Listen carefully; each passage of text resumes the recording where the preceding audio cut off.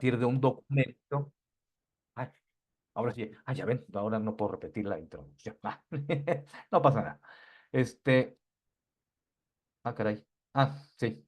Es que no veías mis notas.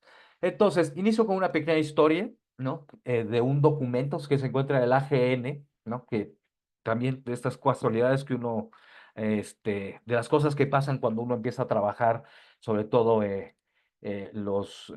¿cómo se llama? Los instrumentos de consulta que nos dejó Linda Arnold, y además que ella, pues sí, hay que agradecerle también que compartió un montón de materiales, sobre todo hizo la cartografía cuando nos encontrábamos en el AGN en aquellos años antes de la pandemia.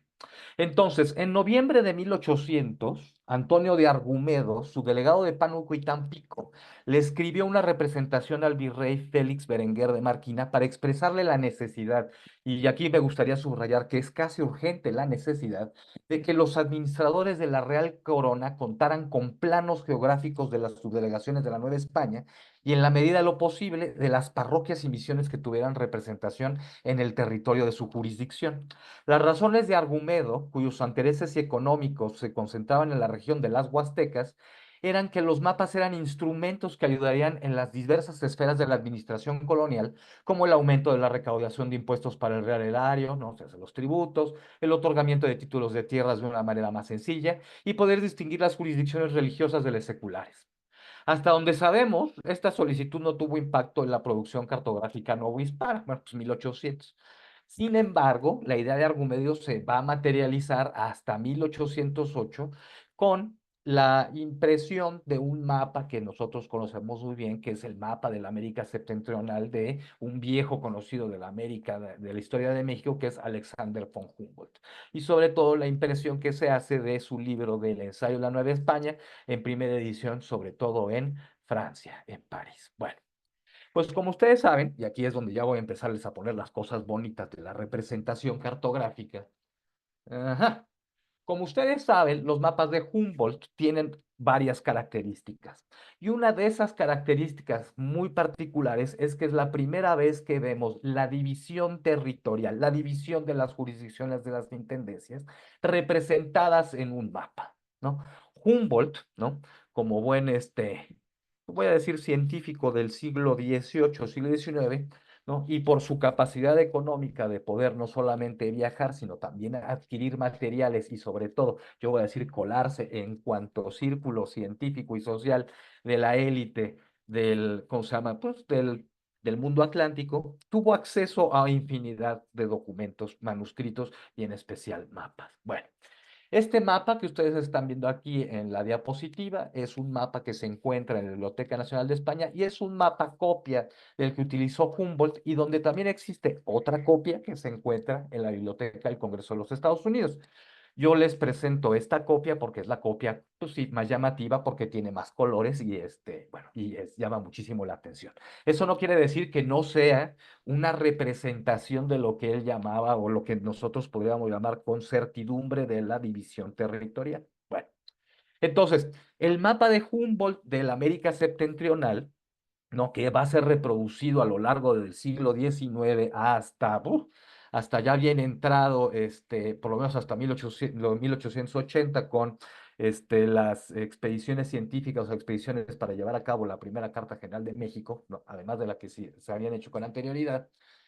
em, Humboldt, en su ensayo de la Nueva España, señala de dónde había sacado la idea o más bien los datos de dónde había sacado la división territorial de las intendencias. Bueno, nada más como una nota al margen, el mapa de Humboldt sí es, digamos, la primera representación cartográfica que existe de la América septentrional y en este caso la Nueva España. Sin embargo, no es el primer proyecto que existe porque hay uno anterior de 1785 de Surville y Villerey, que justamente es de donde Humboldt toma muchos de los materiales, ya que esos materiales fueron llevados a Inglaterra y actualmente se encuentran en la Biblioteca Británica en su acervo justamente de manuscritos.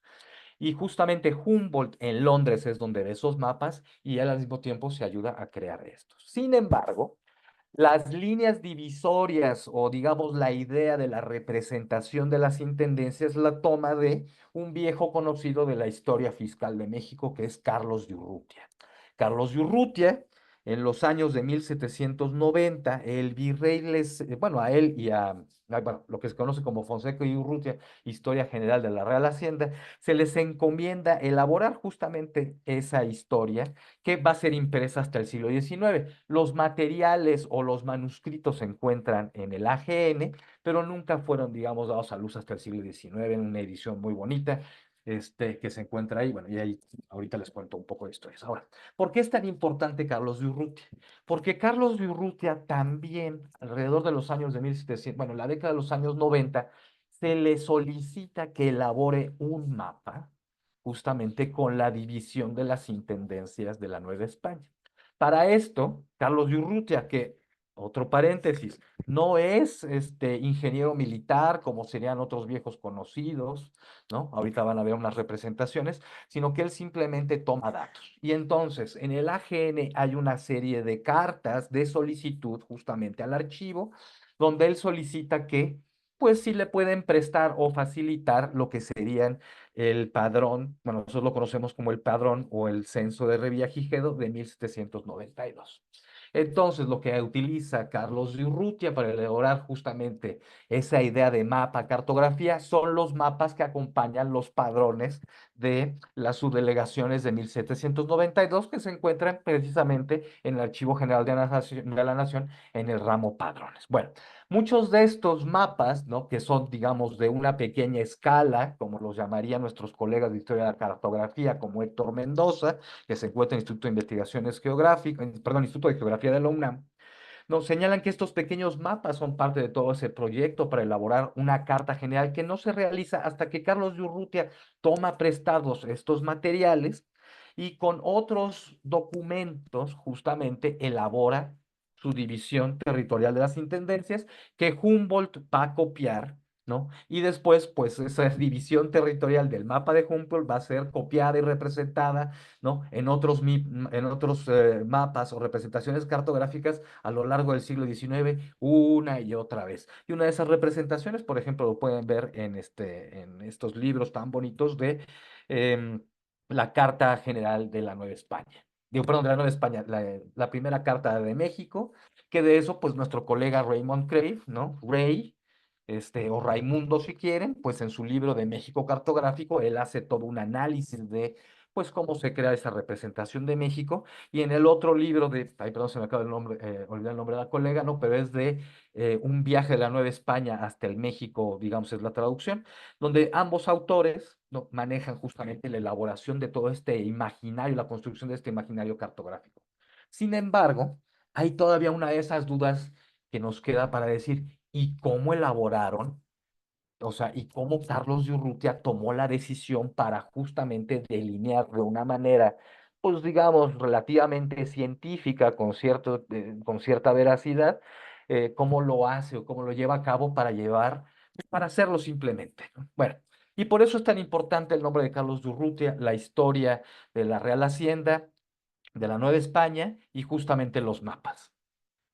En esta diapositiva que les presento, el estado de las cuotas que contribuyen por tributo, servicio y real y diezmo de los indios, aquí ya estamos entrando al mundo de las economías indígenas.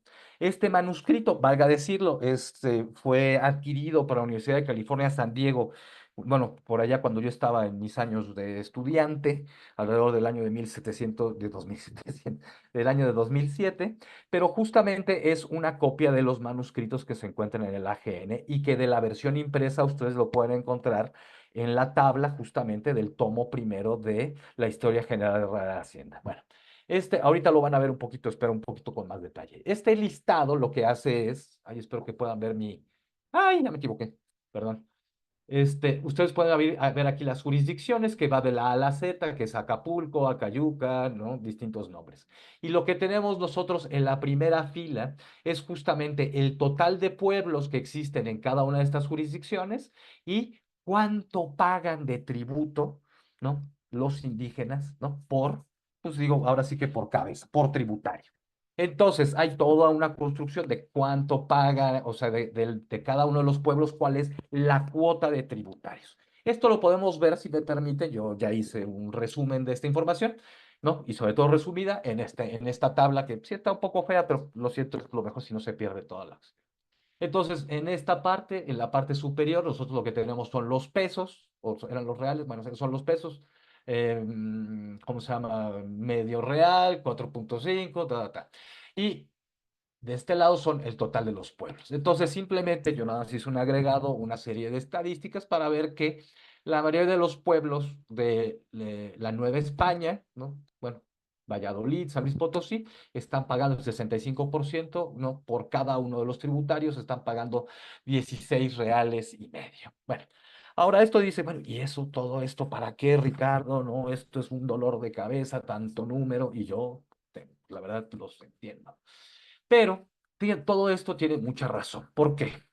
Porque Carlos de Urrutia, al tener acceso justamente a los mapas que se elaboran de los padrones y al mismo tiempo al tener la información del pago de tributos tributarios y la capacidad tributaria de cada uno de los pueblos, ¿no? Tiene una noción justamente de cómo se está haciendo la organización de las intendencias o cómo están dividiendo estas intendencias, ¿no? Y justamente esto es lo que viene. La doctora Laura Machuca, en un seminario que estuvimos hace 1 o 2 semanas, hablaba, por ejemplo, del repartimiento de mercancías, tiene una relación directa justamente por la capacidad de producción de mercancías de distinto valor en el mercado, ya sea local o en los mercados regionales. Por eso, ¿no? Aparece un manuscrito que se la llama el índice comprensivo de todos los gobiernos, corregimientos, alcaldías mayores que contienen la gobernación del Reinato de Nueva España. Este documento, que es muy conocido, este es justamente el documento que utiliza Peter Gerhard para organizar cada uno de sus capítulos de las alcaldías o jurisdicciones en su libro que todos hemos utilizado, ¿no? De la geografía de la Nueva España, y también lo utiliza Horst Pichman y otro tanto de personas, y también es justamente la base de un librito muy bonito que circuló muy poco, que se llama México en 1742, que es del mismo justamente Yerga. Bueno, lo que nosotros sabíamos hasta hace pocos años es de que pensábamos que nada más existía un documento del índice comprensivo.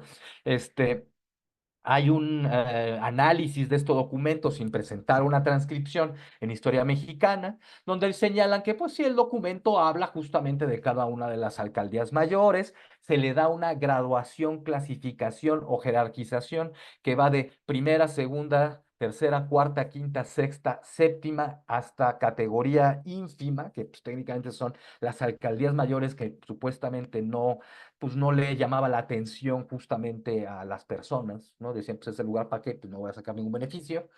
Y pensábamos que ese documento era único, son pequeños extractos. Bueno, pero da la casualidad que hay un documento anterior de 1767 que se encuentra justamente en colecciones, bueno, en el fondo reservado de la Biblioteca Nacional de México, fechado en 1767, con la misma información que encontramos del manuscrito que se encuentra en la Biblioteca Pública de Nueva York en la Phillips Collection, o en la colección Phillips. Y lo que les presento es justamente la primera fotografía de lo que se encuentra ahí, que es de la Audiencia de México. Es exactamente igual. Índice comprensivo de todos los gobiernos, corregimientos, bla, bla. ¿Qué es este índice comprensivo? Este índice comprensivo es justamente una descripción muy sintética, ¿no? Suponemos, y eso lo he compartido con distintos colegas que han tenido oportunidad de trabajar el documento, sobre todo el de la Biblioteca Pública de Nueva York, por ejemplo, Iñaki Quintanar, que ahora es investigadora del CIDE, o con otros colegas, sobre todo de economía, que les interesan justamente la investigación de pueblos y economías indígenas, ¿no? Entonces, todos los que hemos resumido, pues sí, es un documento que resume justamente los informes de repartimiento de los años 60, ¿no? Que se encuentran ahí justamente, bueno, tanto los que se encuentran no, estos se encuentran en el AGN, ¿no? Hay otros que se encuentran en el Archivo General de Indias que son muy semejantes. Bueno, entonces, todo esto, porque dice Ricardo, seguimos viendo, ¿no? Ok, bueno. Cada una de estas categorías o de estas jerarquías o de estas graduaciones, ¿no? La pregunta es cómo estamos graduando justamente pues cada una de estas jurisdicciones. ¿Cómo le ponemos valor? ¿Cómo podemos ponderar algo si en realidad ¿cómo se llama? Pues a fin de cuentas, los informes de repartimiento son demasiado, digamos, dispersos, no dan cantidades y nos dan una idea un poco extraña. Yo por muchos años, ¿no? Tal vez desde 2003, un poco, pues sí, 2002, ¿no? Desde que encontré o tuve acceso a estos, bueno, primero al documento de Nueva York, es justamente me he preguntado una y otra vez, le he preguntado a colegas de historia de la estadística si habían encontrado justamente algún concepto o idea que nos diera cuenta de decir, ¿qué es esto de las graduaciones? Bueno, hasta relativamente hace poco, en que en el archivo histórico de la Ciudad de México buscando algo completamente diferente, apareció justamente, o hay una serie de mapas descritos, ¿no? Que tienen que ver con las calles de la Ciudad de México. Del lado izquierdo ustedes ven el mapa original, el manuscrito, del lado derecho es una representación del mismo mapa, y justamente ¿qué es lo que representa este mapa? Son graduaciones o jerarquías de la calle de la Ciudad de México que simplemente son los empedrados. Es la calidad de un espacio que se está llevando a cabo.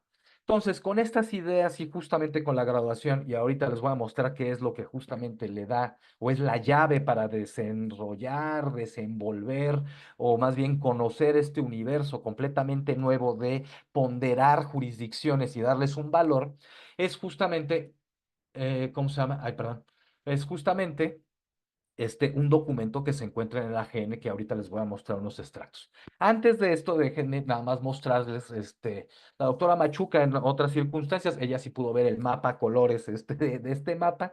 Yo lo elaboré con unos resúmenes que existen de 1784, que simplemente es justamente utilizando digamos, los delineados de cada una de las jurisdicciones que utiliza Yerja y también su numeración, es justamente dar una idea de cómo se organizan las graduaciones, ¿no? Lo cual sería una especie de geografía económica, ¿no? De lo que sería el repartimiento de mercancías o de las economías indígenas, como llamo yo, de la Nueva España.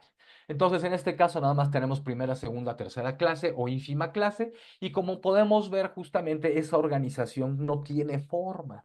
No dice, pero de todos modos eso no tiene sentido. Bueno, y es que es justamente en un documento que ha sido visto, o tal vez no haya sido visto porque tampoco se encuentra en los catálogos, y yo lo encontré alguna vez por andar de metiche, justamente en el ramo de padrones, ¿no? Está ahí, justamente, pero no lo vemos porque no aparece en el catálogo. Bueno, este documento o este manuscrito, del cual ya publiqué una versión transcrita en Estudios de Historia Novohispana, y ahí únicamente transcribí justamente el informe sobre las huastecas, porque bueno, pues es algo que a mí me ha interesado también desde que hice la maestría allá en el Colegio de San Luis, y justamente es algo muy parecido a lo que ustedes ven. ¿Qué es este documento? Que en realidad es un borrador. Lo que están mencionando justamente es una jurisdicción, por ejemplo, Chalco y Tlayacapa, y lo que están haciendo los autores justamente es decir, los pueblos que se le agregan de las parcialidades de San Juan y Santiago, las haciendas de, bueno, XYZ, ¿no? Y el de Rayón. Y lo que están haciendo justamente, y este es un documento de los años 60, justamente cuando se está llevando a cabo la discusión de la organización de las intendencias, es que se está buscando un arreglo justamente de jurisdicciones, y es mover un pueblo o una hacienda a una jurisdicción a otra. Entonces, yo aquí nada más les traigo una muestra de lo que es el documento. Es un documento bastante extenso, ¿no? Yo diría, si es un, como dirían los argentinos, es un bifecito bastante grueso, muy sabroso, que es la llave justamente para entender cómo en los años de 1760 están ponderando justamente cada una de las jurisdicciones, y para poderlas hacer que tengan o sean de primera jurisdicción, que serían las más caras, digamos las más ricas, con las que tienen mayor riqueza de la producción de las economías indígenas, perdón, ¿no? Justamente está haciendo todo ese movimiento, que nosotros básicamente no lo vemos porque tenemos, bueno, no estamos dándole un seguimiento puntual a cada uno de los pueblos o las haciendas, y Gerhard en muchas ocasiones lo menciona de manera tangencial.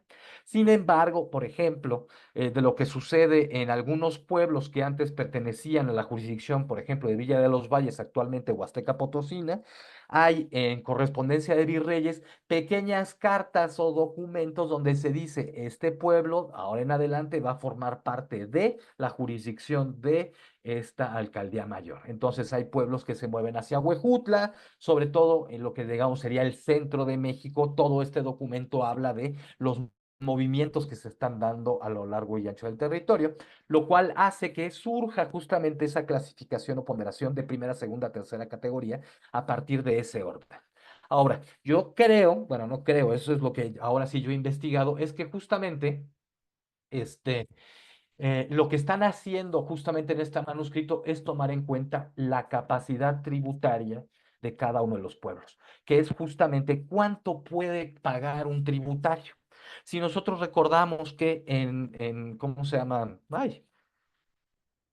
En 1786, con la publicación, con el reglamento de bueno, la Real Ordenanza y Tendentes, en uno de sus capítulos dice muy claro, bueno, se buscará bueno, es mi interpretación, homogeneizar justamente el pago de tributos, si no estoy mal, a 12 reales, o sea, sea un peso y medio, sí, 12 reales, un peso y medio, ¿no? Es justamente porque están buscando esas tablas, ¿no? De donde, la tabla anterior que les mostré de Fonseca y Urrutia, ¿no? Cuánto puede la capacidad de tributar por cada persona.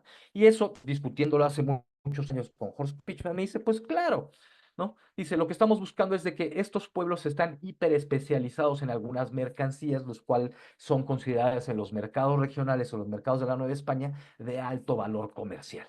Y claro, eso se menciona justamente en estos índices comprensivos. Bueno, el problema es, o para mí el problema, porque si ese sí es un documento que no he podido encontrar en los últimos 15 años, ¿no?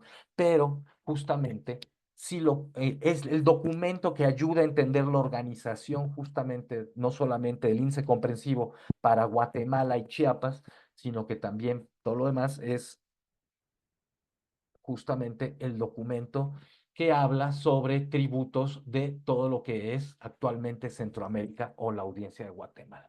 Yo aquí lo que les traigo es simplemente un resumen, es un documento muy completo donde aparecen los 700, son un montón de pueblos, son 655 pueblos. Bueno, perdón que también esté en inglés porque esto es parte también de mi tesis doctoral. No, entonces ahí, ¿qué es lo que se menciona? Perdón, simplemente tienen la cantidad de personas, o sea, de los tributarios, ¿no? Cuánto se recauda en tributos, cuánto se recauda en comunidad, cuánto se recauda en el diezmo, el total de pesos. Y yo aquí simplemente agregué, perdón, tengo que quitar esta palomita que es a veces es mi corrector. Ahí está, ya está.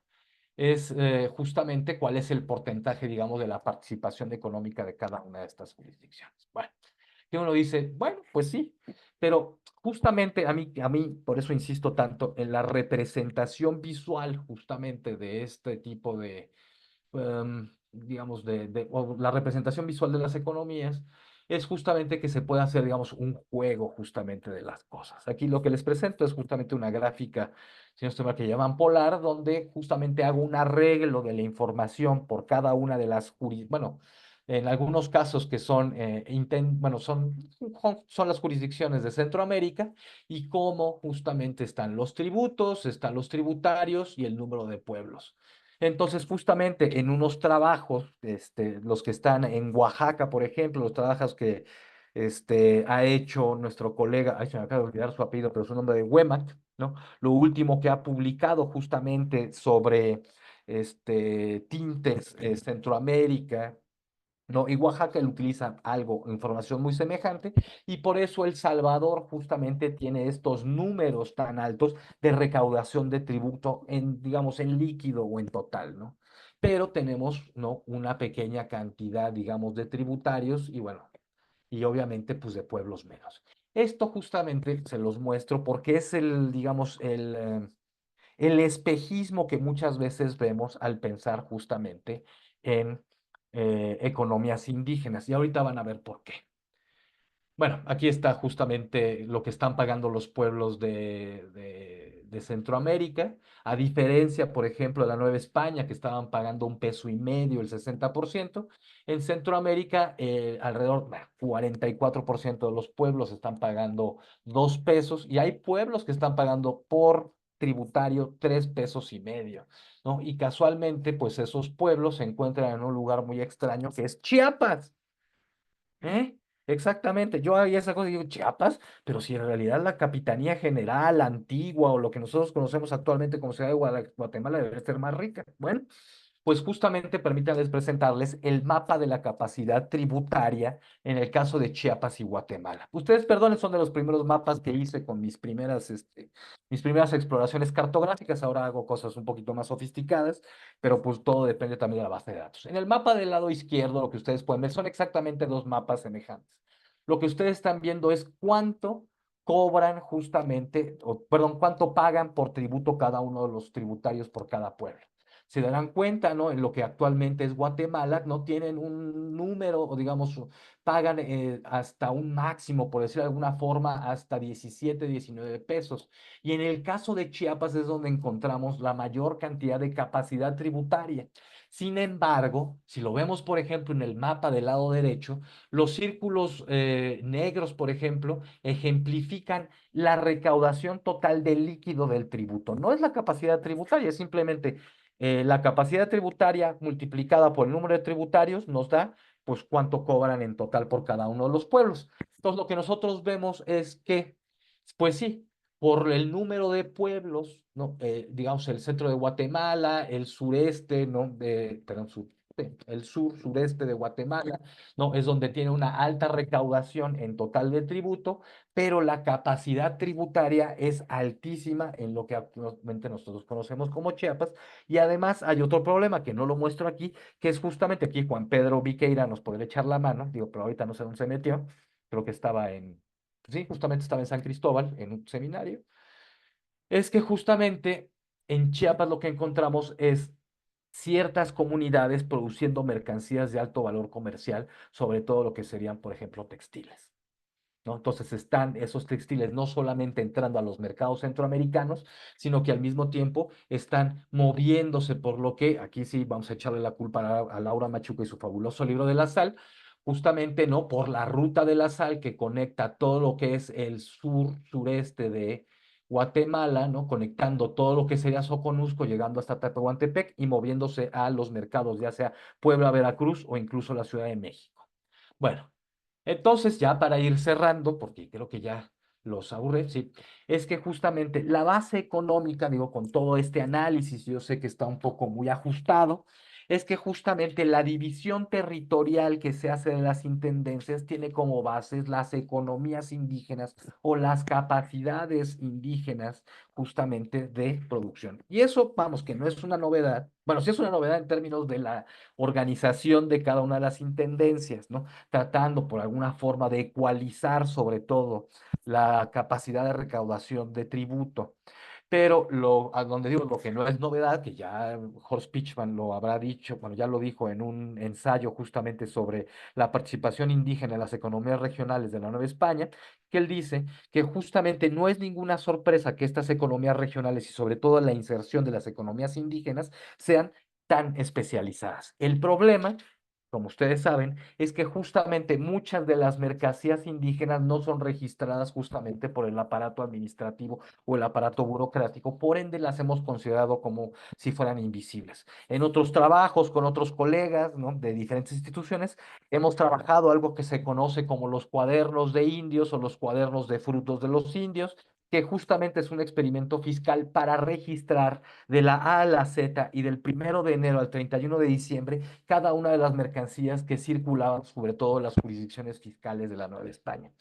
Esos análisis que son contados justamente con las manos, está justamente el de Antonio Escobar, usted de Parahuejutla, está el de Jorge Silva Ricker para Zamora, hay otro que hizo Ileana Quintanar bueno, yo le voy a llamar los Llanos de Apan, pero era para Apan, yo hice el de justamente David de los Valles, y con esos pequeños, ¿no? Análisis cuantitativos podemos comprobar justamente que los indígenas están introduciendo al mercado mercancías con altísimo valor comercial que incluso está haciendo que otras, perdón, que comerciantes o personas interesadas, ¿no?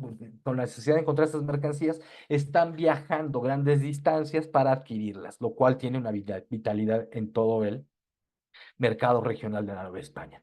Por eso, yo me atrevo a sugerir que el mapa de Humboldt y sobre todo el mapa de Carlos de Urrutia de la división de las intendencias es justamente un mapa donde se concreta justamente las economías indígenas, ¿no? En su representación visual. Justamente a partir de esta base de la capacidad tributaria de cada uno de los tributarios, ¿no? Por sus circunstancias particulares, y que la suma de todo justamente y la multiplicación por los tributarios nos permite que, ¿no? Alcaldía o subdelegación A más B más C nos dé justamente una intendencia en su conjunto, que en términos económicos va a ser muy semejante para el caso de la Intendencia de Oaxaca, el caso de la Intendencia de México, la Intendencia de San Luis Potosí. Y con esto concluyo, les agradezco mucho su paciencia y estoy pues aquí dispuesto a, espero, ojalá también poder responder sus respuestas. Voy a quitar voy a dejar de compartir mi pantalla para pues poderlos ver con más calma. Muchas gracias.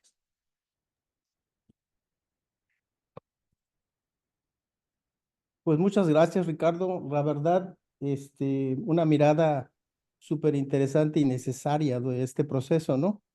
Que creo que sería interesantísimo, evidentemente, discutirlo mucho más también, ¿no? Con todos los elementos que nos has brindado.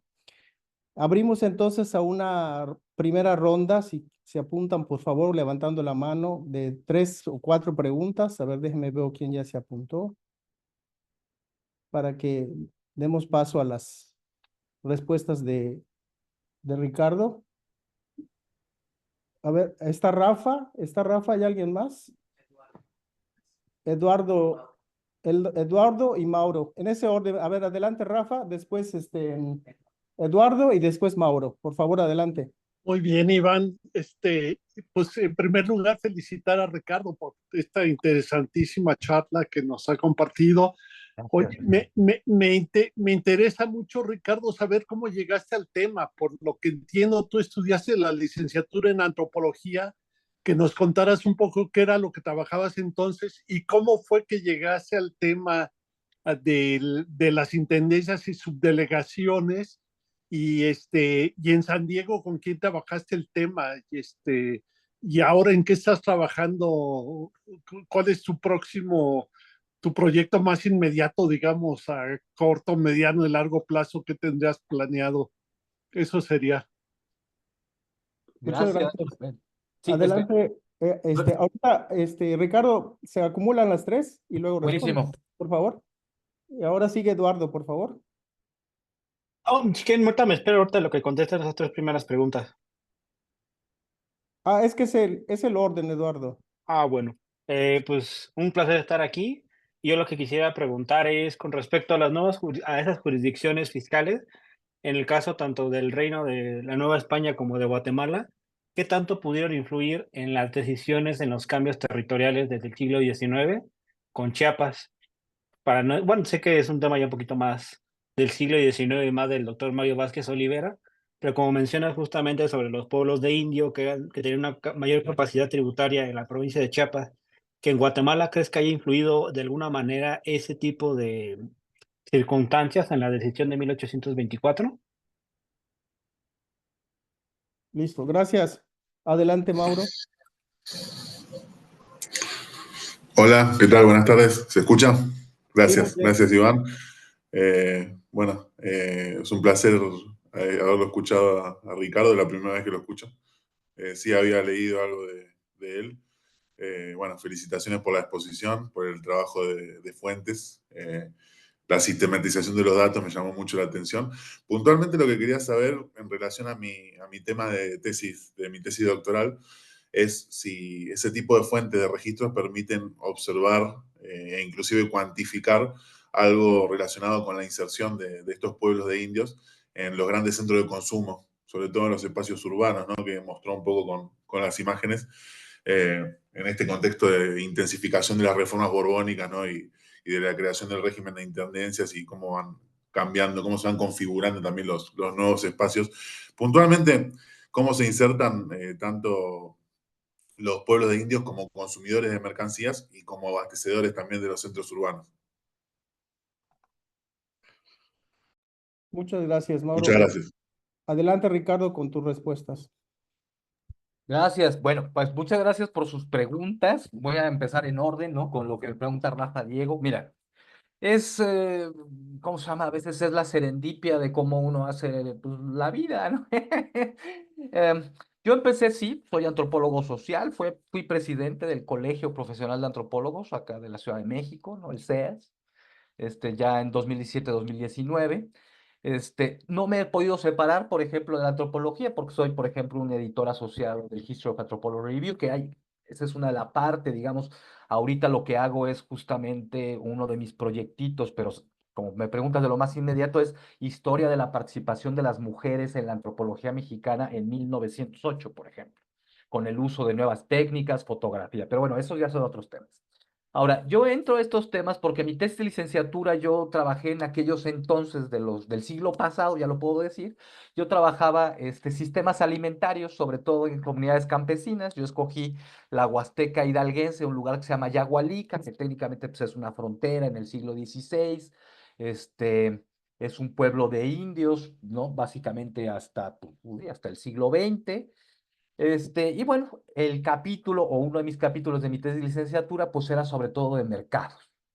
Y luego, por una serie de oportunidades, ¿no? Pues me dijeron, oye, ¿no te interesaría estudiar en un lugar que se llama el Colegio de San Luis? Yo dije, pues mira, no suena mal, pues vámonos para el Colegio de San Luis. Y claro, digo, a mí me dijeron, pues sí, vamos a estudiar la Huasteca Potosina. Yo tenía una idea, pues sí, hay que trabajar las economías indígenas en el siglo XVIII, ¿no? Digo, ahora sí, yo lo acepto.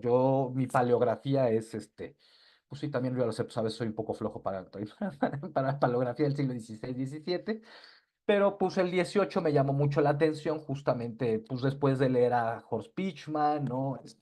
En aquel entonces también a Eric Van Jong, ¿no? Todos los que están trabajando, Antonio Ibarra, ¿no? Todos estos colegas que trabajan los mercados regionales, ¿no? Jorge Silva, ¿no? Aquí a la autora Laura Machuca, pero bueno. Entonces, todo estaba ahí, ¿no? La mente. Y de ahí salió justamente mi tesis de maestría, de decir, bueno, esto es una cuestión de circuitos mercantiles. Yo ahorita lo pienso y debería tener otro título, ¿no? Algo así como Economías Indígenas del siglo XVIII, alguna locura así. Y pues me gustaba mucho sobre todo los informes geográficos, algo que a mí particularmente me llama mucho la atención es la historia de la cartografía y sobre todo la elaboración propia de cartografía. Bueno, entonces después de estar en el Colegio de San Luis, yo dije, pues esto de la historia me ha tratado bien y pues me fui bueno, la oportunidad de que me aceptaron al doctorado en la Universidad de California, San Diego, donde trabajé pues con el doctor Eric Van Jong, ¿no? Yo de cariño pues le digo el chato, es buena gente, es muy buena persona, yo le tengo mucho cariño y estima. Y a partir de eso, pues empezamos a trabajar un montón de cosas. Ahora, aquí sí me gustaría hacer un paréntesis, porque yo sí me fui, digamos, ¿cómo se llama? Con el espejismo de que muchos procesos iban a ser muy semejantes a lo que yo había encontrado en la Nueva España, lo cual no es cierto. En Centroamérica se maneja una cosa completamente distinta, no solamente por la cuestión administrativa, sino que, por ejemplo, hay una serie de fuentes que no existen allá, que acá, pues sí existen, pero no tenemos acceso para un arreglo del archivo, pero esa es otra historia. Entonces, pues eso es lo que yo hago ahorita. Entonces, digamos, he tratado de retomar un poco lo de mis economías indígenas, por invitaciones, digamos, ahorita por una cuestión extraña yo ahí sí le echaría la culpa también a Luis, a Rioja del Colegio de Michoacán, ¿no? Tenemos el gusto de que nos gusta la historia de la estadística, a mí particularmente me ha gustado mucho. Entonces hago historia de la estadística, hago historia de la cartografía y ahí justamente busco la relación, y voy a aprovechar para justamente responder parte de la pregunta de Eduardo, ¿no? Porque mucha de esta cartografía o de esta base cartográfica, la división de intendencias, es justamente la base o la división del siglo XIX pues, de la cartografía o de la división administrativa que estamos viendo en el siglo XIX y que no va a cambiar técnicamente hasta las 1880. ¿No? Donde ahí también Eduardo se va a dar unos pleitazos, ¿no? Justamente pues, de quién escribe o quién, perdón, no quién escribe, quién hace el mapa de la frontera más científico para delinear un montón de cosas. Y de esos, con mucho gusto, si quieren, yo les paso los mapas, que vemos algo que es algo que hemos platicado también con Mario Vázquez. Ahora, toda esta cuestión económica, aunque sea muy poca población, que está justamente en Chiapas, ¿no? Pero también lo importante no solamente son las cuestiones de las economías indígenas, sino los lugares donde se están tomando las decisiones. Y ahí valdría mucho la pena recoger el trabajo de nuestra colega Amanda Úrsula Torres Freyermuth, este librito, bueno, librito es un librote, este, ¿cómo se llama? ¿Cómo se llama? La gente de bien, que es justamente de las élites chiapanecas, ¿no? Que es su tesis de doctorado, si no estoy mal, donde podemos ver sobre todo una serie de relaciones familiares, económicas, políticas que ayuda a comprender, ¿no? Esta sería, digamos, una base económica de los pueblos, de las personas sin nombre, para entender justamente por qué los intereses se están centrando justamente en lo que serían, lo que sería Chiapas, ¿no? Y lo cual provocaría hasta cierto punto los intereses de entonces del Imperio Mexicano de decir, ahora sí que, pues vénganos tu reino, ¿no? Véngase Chiapas para acá, más no Soconusco, que va a tener otra serie de implicaciones que va a durar hasta los años 40. Digo, eso es como un resumen en general. No, entonces, bueno, y para contestar, digo, para nada más para cerrar con lo que me había preguntado Rafael, es que justamente, pero en lo último que he estado, justamente yo nada más quiero ya cerrar un capítulo que tiene que ver justamente con estos mapas, que es una cuestión que ya vengo trabajando también desde hace varios años, pero ahora salió la oportunidad y René García Castro de la Universidad Autónoma del Estado de México, por una serie de charlas que hemos tenido, pues bueno, yo creo que ya voy a cerrar ese episodio de la elaboración del mapa nacional. Esa es mi última, bueno, no mi última, ya cierro eso en particular y ya me dedico de lleno a historia de la estadística y a otras cosas, sobre todo para todo lo que sería actualmente México, que es de la primera mitad del siglo XIX. Ahora, para responderte, Mauro, mucho gusto. Creo que nos hemos visto en algunos seminarios, pero no habíamos tenido oportunidad de platicar. Mira, el problema es un problema de escala, sobre todo, ¿no? Sabemos, por ejemplo, de la participación indígena que existe en la Ciudad de México. Estos cuadernos de indios que yo le comentaba, ¿no? Existen justamente para las aduanas que existen de la Ciudad de México. No hay un registro puntualísimo de cada una de ellas, pero te advierto que nadie las ha trabajado. Sí. Hay un par de menciones en un par de libros, ¿no? De esta colega que tristemente se murió hace poco, que era investigadora del Colegio Mexiquense. Ella menciona en uno de sus libros justamente que tiene que ver con la Ciudad de México, no recuerdo bien, en una de sus notas menciona justamente uno de estos cuadernos de indios, pero ella, el pequeño error que menciona es que justamente ella menciona nada más la cantidad de un mes. Ahora, ¿por qué a mí me gustan tanto estos cuadernos de indios? Digo, los tengo, los he fotografiado, sé dónde está la mayoría, pero mira, es que es crear bases y bases de datos. Entonces, este, digo, ya en una base de datos, una masa crítica, digamos, permitiría hacer un juego de cuestiones impresionante. Yo desgraciadamente ahorita no tengo tiempo, ¿no? Pero lo que sí te puedo decir es que la Ciudad de México, al ser una jurisdicción, sí nos permite justamente ver qué es lo que está entrando de mercancías indígenas. Claro que habría que agregar otro tipo de, digamos, de documentos o manuscritos, si quieres, de informes, y eso pues, son realmente relativamente sencillos para la Ciudad de México, para las ciudades, ¿no? Que es lo que trabaja Jorge Silva Riquer en este librito que se llama Las alcabalas no existen. O sea, es una guía. Pero desgraciadamente, y eso te lo digo de todo corazón, por ejemplo, acá en el Archivo General de la Nación no existe una guía de los materiales que reunieron Garabaglia y Grosso. Están organizados en cajas. Yo los vi, o sea, yo sí tuve oportunidad de verlas en el Archivo General de la Nación hace una década, pero ahora con los cambios hacia el nuevo edificio y que no existe la guía, pues no hay una, o sea, hay que pedir una carta y mira, no tengo tiempo. Pero ahí encuentras una gran, bueno, es que esa es una mina por explotar en términos de lo que te ocurra, ¿no? Que están los libros de Pulques, los libros de Viento, que está el libro de no sé qué Hacienda, que hay los cuadernos de o sea, hay para aventar al cielo. Y pues, ahora sí que de cualquier jurisdicción que se te antoje de la Nueva España. Ahora, para otras ciudades, por ejemplo, la América Española, tenemos, pues sí, hay un gran problema. Y eso fue algo que yo discutí también, pues, ya me siento viejito, pero pues, ni modo, así fueron las cosas. Con Christine Honefeld, por ejemplo, ¿no? Que, pues bueno, trabaja Perú y estábamos discutiendo un montón de cosas, ¿no? Decir, bueno, estas economías indígenas, ¿cómo se insertan? Digo, pues mira, seguramente se insertan, pero las economías indígenas, al ser invisibles a la burocracia o a la maquinaria de papel, ¿no? Pues es muy difícil poderlas de rastrear, ¿no? Entonces, cuantificar es muy difícil. Encontramos evidencias por aquí, encontramos evidencias por allá, pero justamente esto de lo que yo les presenté, digamos, es un análisis, digamos, un análisis de escala medio, por llamar de alguna forma, ¿no? No hay no te podría decir, por ejemplo, si tal pueblo, cuánto, o sea, te podría decir que alguna mercancía es de alto valor comercial, pero pues también pecaría yo de pues, darte información, de decir, ¿y qué tal si, por ejemplo, Villa de los Valles, que es algo que yo trabajé bien, digamos, en la tesis de maestría, pues son como 15, no sé cuántos pueblos. Es una de las jurisdicciones más grandes de la Nueva España, ¿no? Está en frontera con lo que sería la frontera chichimeca del norte, un poco antes de que, bueno, cuando se está, perdón, constituyendo la colonia del Nuevo Santander.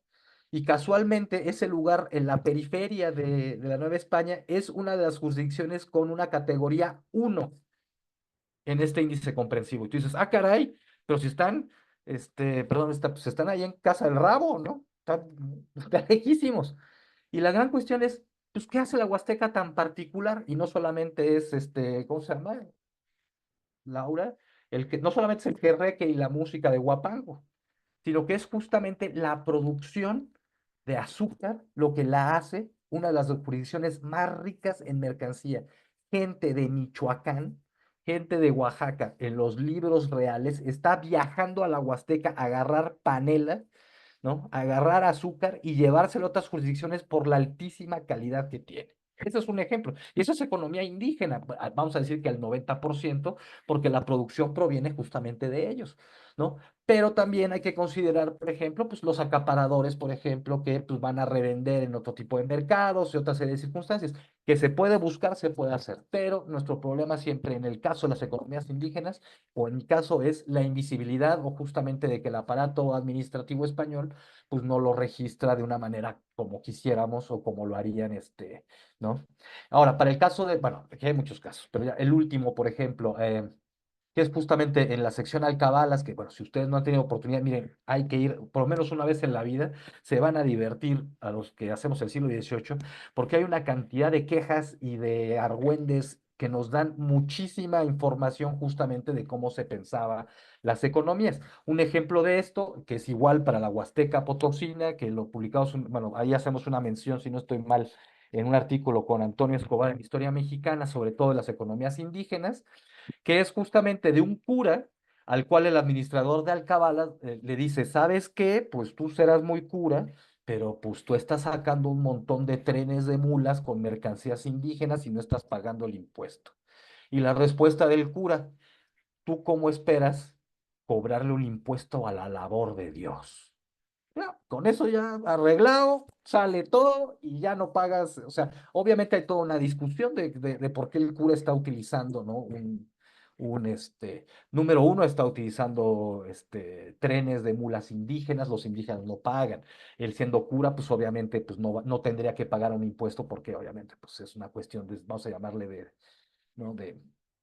Porque es cura, ¿no? Porque es la iglesia.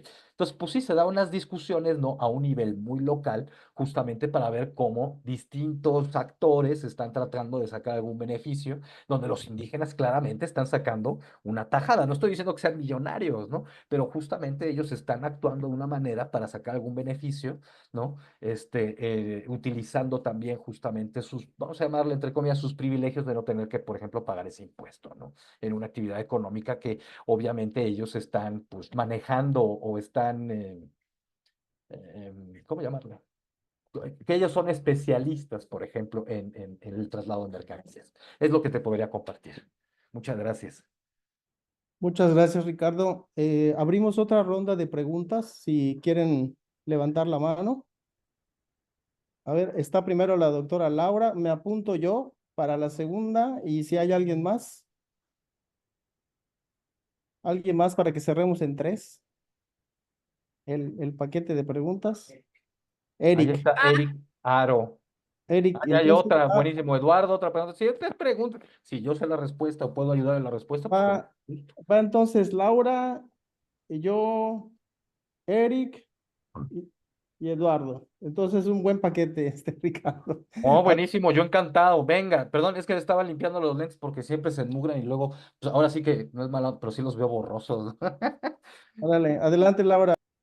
Sí, no, pues primero felicitar a Ricardo porque pues justamente esta visión que él tiene pues se obtiene después de muchos años, ¿no?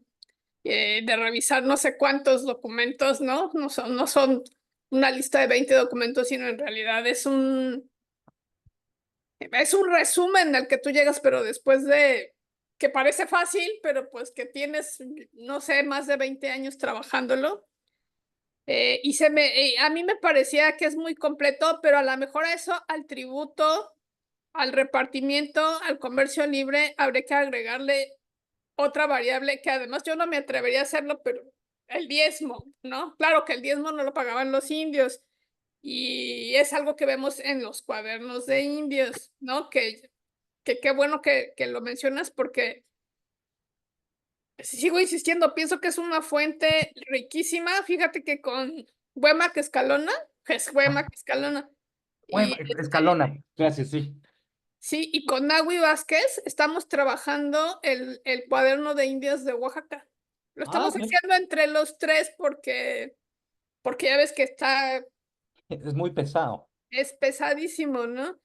Vamos a ver qué sale del análisis y justamente lo que yo te quería decir, pues es que es imposible verlo o sea, lo puedes ver en su conjunto y dar como lineamientos generales grandes, pues, ¿no? Interpretaciones grandes, pero insisto, hay que regionalizar, ¿no? Y entonces, pues sí te tienes que ir a los casos concretos para verdaderamente, pues, dar una visión compleja a partir de la regionalización. O sea, entonces tú lo que tú nos das es maravilloso porque nos das la visión así grande, ¿no? Grande, grande, grande. Estos son los documentos, digo, creo que todos hemos revisado el índice, todos hemos,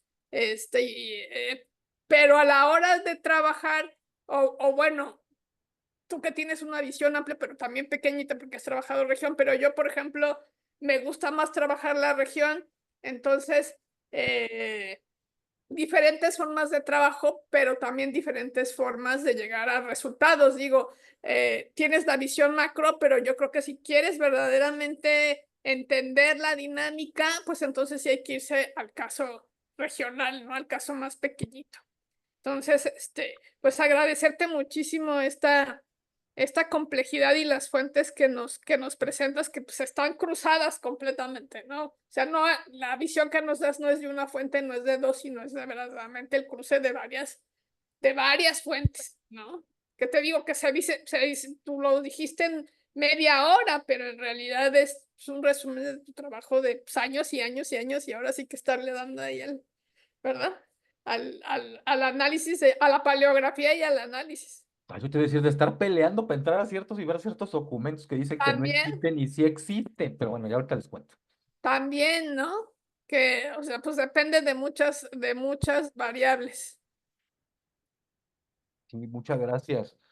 Bueno, yo acá espero más preguntas y ya me aviento a... Sí, Sí, yo voy. Son preguntas sencillas de mi parte, pero creo que lo que tú expusiste incluso nos ayuda a hacer otra lectura. Yo ya me puse ahorita de trabajo ir a leer la ordenanza mañana de intendentes. ¿Tú qué nos dirías sobre la ordenanza de intendentes? Ahora, con toda esta visión, ¿qué ves tú detrás de la ordenanza? Y la otra pregunta muy sencilla también, porque pues lo hemos revisado. De hecho, lo utilizamos, por ejemplo, el mapa la historia de las divisiones territoriales del profesor Edmundo Gorman se ve claramente cuando pone, por ejemplo, en el caso de Yucatán, la Capitanía General es una extensión, pero cuando pone la intendencia se va más hacia abajito, precisamente. Es decir, obviamente con la lectura que tú das es que allí estaban buscando pueblos de indios, ¿no? Serían esas dos preguntas, básicamente. Gracias. Sigue ahora Eric, por favor.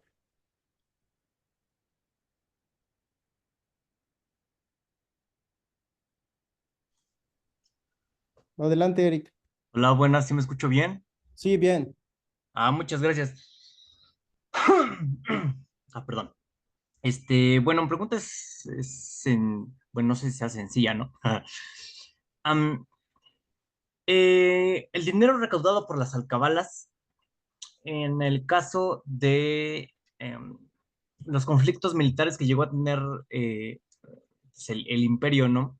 ¿Cómo se distribuía en casos de pues, urgencias militares? ¿Se redistribuía o seguía digamos, el uso normal y cotidiano, tomando en cuenta pues todo el saqueo bueno, el que fue objeto el imperio a través de los corsarios, a través de los piratas, y precisamente estas alcabalas pues al ser, digamos, como las pequeñas aduanas que tenía particularmente la Ciudad de México, ¿cómo se distribuía? ¿Hay algún estudio que pueda referirnos sobre la forma en la que los dineros de los virreinatos um, pues eran destinados a ciertos parámetros dependiendo de las situaciones en las cuales atravesaba pues el imperio como tal?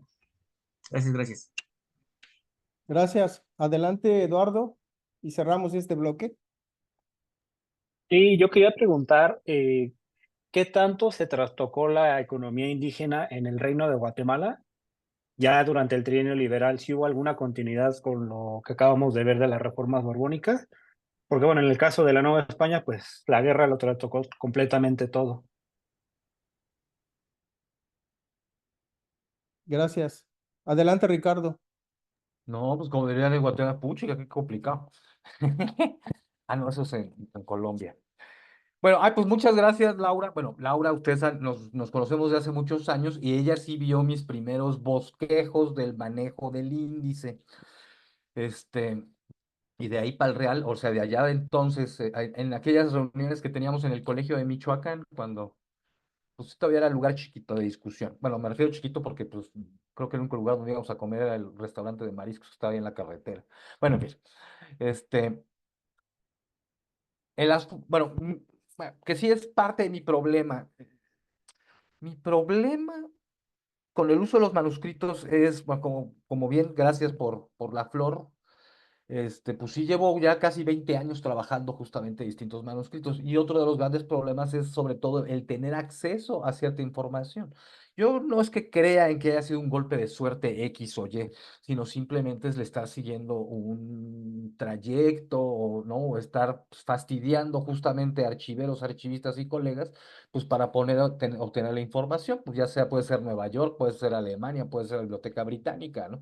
La gran ventaja que tenemos ahorita, creo yo, es justamente la cuestión digital, que pues no muchos acervos han sido digitalizados y podemos tener acceso a esa información.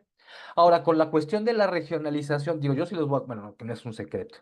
Por ejemplo, es una serie de discusiones, por ejemplo, que ustedes recordarán de cómo se piensa o cómo se conceptualiza justamente la región, pues que Eric Van Jong pues, es uno de los más conocidos en ese sentido, en sus artículos de, ¿cómo se llama?, de qué es una región, y justamente pues Eric lo desarrolla de una forma a partir de justamente de ciertos elementos, ciertas ideas de la geografía y de la antropología económica justamente de los años 60.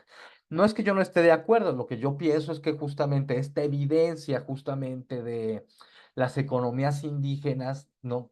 Eh, justamente para mí por lo menos es el eje rector de la organización de las regiones justamente de la Nueva España y de Guatemala, ¿no? Aunque sean invisibles estas economías, están ahí, son latentes, no tenemos los registros, bueno, pues ni modo, pero solo que está, es el pequeño motor que está moviendo todo, ¿no? Es como esta banda de que te lleva en los aeropuertos donde tú te subes, te montas y te va llevando, ¿no? No sabemos dónde está el motor, no lo escuchamos, pero nos está moviendo por abajo para llevarnos a nuestro destino. No, ahora, eso lleva obviamente a otra serie de implicaciones para pensar o regionalizar justamente la Nueva España. Y eso voy a aprovechar, me voy a saltar un poquito no, bueno, voy a seguir con lo que ahorita me preguntó Iván, ¿no? Y muchas gracias también, Laura, por tus comentarios. Digo, muchas gracias de verdad, siempre es muy agradable platicar y comentar en estos foros contigo. Es que justamente, Iván, hay una cuestión justamente de los mapas, y esa es una charla, digamos, que tuve también hace muchos años con Horst Pichman. Bueno, y esto también lo pueden leer justamente en todas las reseñas que se hicieron sobre el libro de la geografía de la Nueva España. Bernardo García Martínez, ¿no? Criticaba muchísimo los mapas de Gerhard por ser unos mapas o croquis, por llamar de alguna forma, pues, hechos con las mismísimas, ¿no? Dice, a Bernardo no le gustaban los mapas.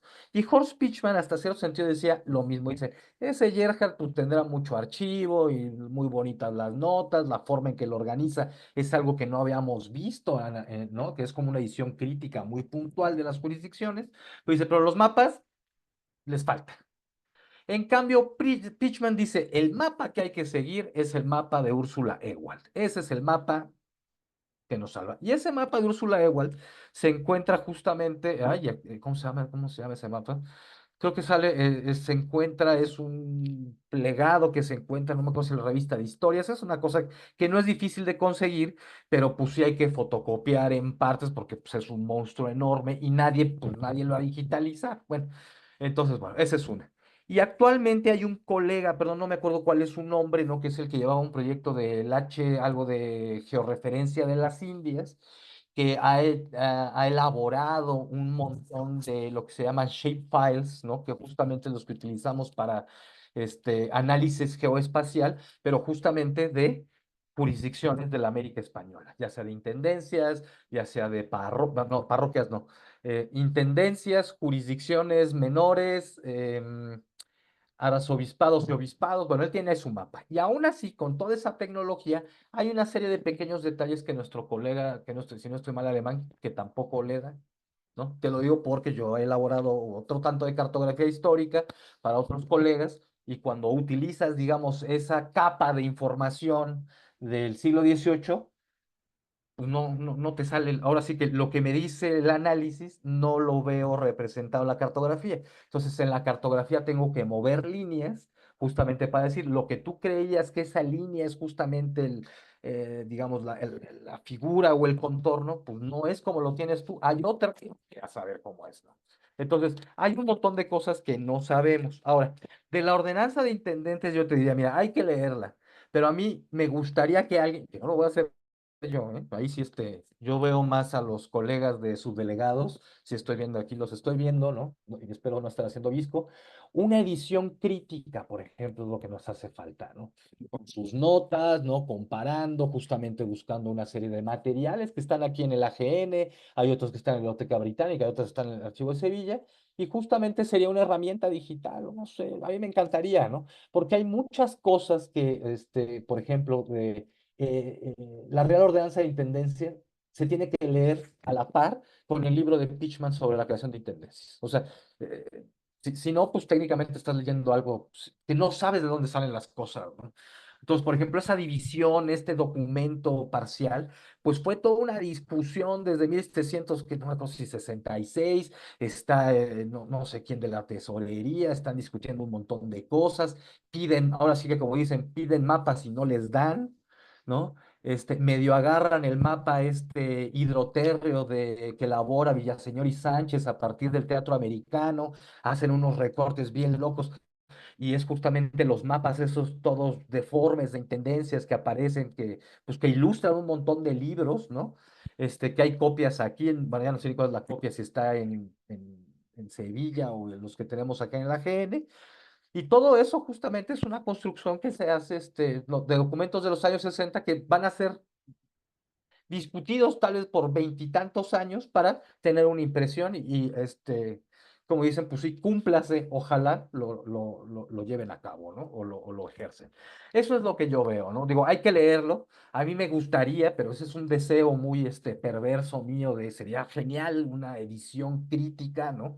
Por ahí tal vez los de subdelegados digan, no, pues vamos a la próxima reunión, y ojalá me inviten también, vamos a hacer, ¿no? Pedacitos ¿no? ¿Cómo se llama? De la Real Ordenanza de Intendentes para ir sacando un documento crítico de lo que se está diciendo. Ah, y se me olvidó otra cosa justamente de los mapas, ¿no? Hay, obviamente, pues están los mapas de José Luis Alcáuter, ¿no? O sea, pues, ahí están, ¿no? Ahora, Alcáuter, y eso también lo hemos platicado en su momento, bueno, pues ahí están sus cuestiones. Ojalá algún día le podamos picar las costillas, ¿no? Tal vez lo comenzamos con unas súper deliciosas quesadillas para que haga sus archivos de georreferencia, pues que los saque con una licencia Creative Commons y que nosotros podamos descargar y utilizarlos pues ya de manera más, o sea, para no tener que hacer un dibujo, sino poderlo hacer de una manera con el programa y poder meter bases de datos. ¿Ves? Es que eso nos va nutriendo y va creando capas de conocimiento georreferenciado, lo cual, pues, nos da un montón de cosas. Entonces, por ejemplo, un ejemplo es todo lo que ustedes vieron ahorita de tributos, yo ya lo tengo con una licencia Creative Commons en el repositorio de datos de la Universidad de Harvard.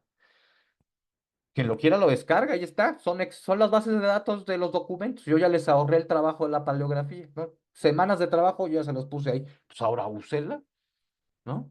Nada más ahí, pues dice, pues ahí ya saben. Ahí está, tiene su DOI y ya está, ¿no? Que yo creo que es el camino para algunas cosas cuando estamos haciendo historia y sobre todo trabajando esta gran cantidad de datos que a otros benefician. Ya hasta tienen su georreferencia, así que miren, ni eso se tiene que preocupar. Técnicamente es descárguese y úsese. Bueno. Bueno, y eso es lo que yo pienso de las ordenanzas intendentes, ¿no? He visto varios manuscritos, si quieres, por ejemplo, discusiones, yo con mucho gusto los comparto, lo que tiene la Biblioteca Británica, eso sí lo tengo en digital, porque los Sage, la editorial Sage los digitalizó. Primero hicieron unos microfilms que se llama Conquistador, si no me acuerdo qué, pero también tiene la base digital de Sage Cengage, que se llama algo así como Haciendo el Mundo Moderno, una cosa así, que está técnicamente toda la Biblioteca Británica de los microfilms de manera digital. Entonces, clic, descargas tu PDF y pues mira que no está tan mal. Los mapas no están bien digitalizados, pero el resto de los documentos, mira, se lee relativamente bien y pues uno se ahorra unas libras en tener que ir a un viaje, bueno, por lo menos yo, de 2 o 3 días nada más ir a rescatar un documento. Bueno. Ahora, Eric, desgraciadamente no te puedo contestar porque no sé, así tal cual, no sé, con la cuestión de dónde acaba la cuestión de los dineros, de las alcabalas, ¿no? Te puedo decir, digo rápidamente, utilizando el ejemplo de Guatemala otra vez, por ejemplo, a los préstamos forzosos que se hacen en el siglo XVIII, que justamente, ¿cómo se llama esto? ¿Sí, temporalidades? El dinero que se está utilizando justamente en toda la Nueva España, en Guatemala también, hay una pequeña diferencia justamente en de dónde está saliendo el dinero. En el caso, por ejemplo, de Guatemala, porque hay un documento muy particular del siglo XIX, donde el gobierno guatemalteco justamente le estira la mano al gobierno español y le dice, págame lo que me debes, tal cual. ¿No? Y el gobierno le dice, pues no tengo, porque nosotros ya hicimos un tratado de amistad y, pues, ¿no? Que tiene que ver mucho con lo que están saliendo con los tweets el día de hoy, ¿no? Con relación a diplomacia iberoamericana. Pero, por ejemplo, pero ahí justamente la justificación que se está haciendo en el archivo o lo que están haciendo las autoridades guatemaltecas, si no estoy mal, o eran las mexicanas, bueno, no, es que justamente señalan perfectamente bien cuánto es el aporte de las comunidades indígenas en el fondo. Y es un titipuchal de dinero, o sea, es como el 80% de lo que se recauda ¿cómo se llama? De lo que se recauda, es de las comunidades indígenas. Y eso ellos ya nunca lo van a ver. Entonces, ese dinero, aunque en teoría dicen, pues es que se invirtió en calles, alumbrados y no sé qué, pues eso no sabemos. En realidad, ahí sí ya habría que hacer algo, que no creo que lo podríamos hacer con las guías y con el acceso a los archivos que tenemos ahorita, ¿no? Pero seguramente si lo invirtieron, por ejemplo, en eso, seguramente está ahí. Pero los documentos, insisto, nos da una escala tan general, por ejemplo, de los indios de Guatemala invirtieron, ¿no? Tanto, los no sé qué, tanto, ¿no? Dicen, y de intereses son, ¡pum!